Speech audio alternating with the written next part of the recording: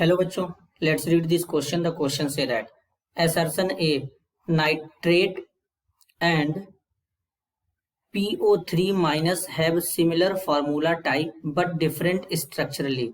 That is, they have different types of hybridization. Reason are NO3 minus ion exists as a free ion.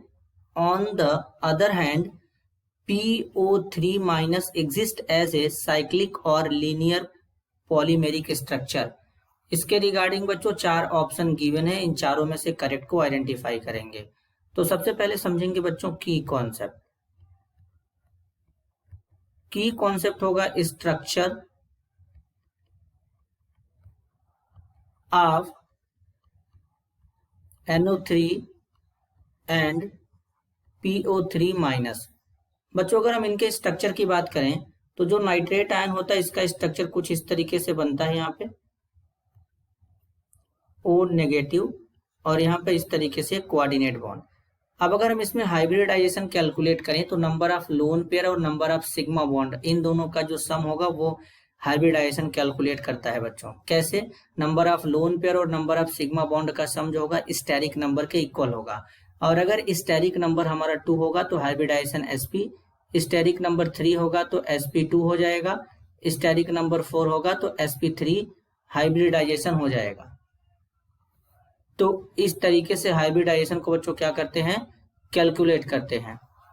अब बच्चों nitrate ion में steric number calculate करेंगे तो यहाँ पर single bond है एक सिग्मा, सिंगल बॉन्ड है एक सिग्मा, डबल बॉन्ड में एक सिग्मा एक पाई होगा, तो 3 सिग्मा है तो स्टेरिक नंबर 3 बनेगा, 3 के रिस्पेक्ट में हाइब्रिडाइजेशन बन जाएगा बच्चों sp2। तो इसमें हाइब्रिडाइजेशन क्या है, sp2 है।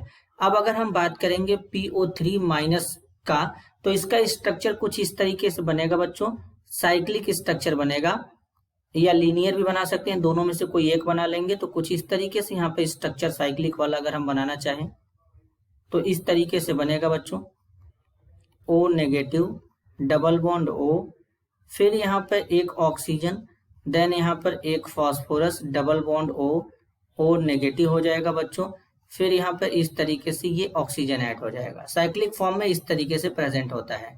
अगर हम इनमें से किसी एक फास्फोरस का अगर हम हाइब्रिडाइजेशन कैलकुलेट करें तो डबल बॉन्ड में एक सिग्मा एक पाई, सिंगल बॉन्ड है sigma sigma sigma, lone pair तो है ही नहीं फास्फोरस के पास। तो अब बेसिकली फास्फोरस 5 बॉन्ड बना चुका है, वैलेंस इलेक्ट्रॉन भी 5 होते हैं। तो यहाँ पर सिग्मा कितना है बच्चों, 4 सिग्मा है तो स्टेरिक नंबर 4 बनेगा, और स्टेरिक नंबर 4 है तो हाइब्रिडाइजेशन क्या हो जाएगा, sp3 हो जाएगा।